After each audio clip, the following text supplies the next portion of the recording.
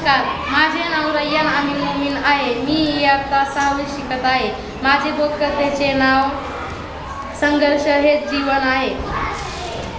आणि मी जे बोधकथा सांगणार आहे ते तुम्ही शांत चित्तेने बसून ऐकावे ही माझी नम्र विनंती.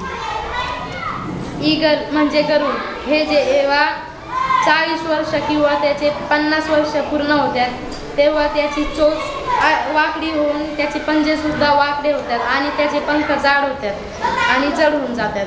म्हणजे जड पंख म्हणजे आकाशाचं नियमांचं उल्लंघन केल्यासारखं असते आणि त्याला 120 दिवसांची कठीण तपस्या करावी लागते. ती तपस्या म्हणजे त्याला स्वतःचे चोच किंवा पंजे कापून घ्यावे लागते आणि तोडून घ्यावे लागते.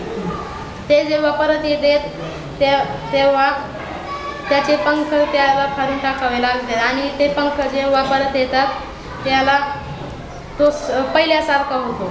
म्हणजे तो त्याच्या जीवनाने दिलेले लाभ घेतो त्याच्या चान्सचा. आणि तो जेव्हा पहिल्यासारखा होतो तेव्हा सगळे पावसाळ्यात सगळे पक्षी आपल्या घरट्यात लपून राहतात. पण एक आकाशाचा राजा गरुड म्हणजे तो स्वतः आकाशात उडत असतो. तात्पर्य लाईफ सगळ्यांना एकदा चान्स देत असतो.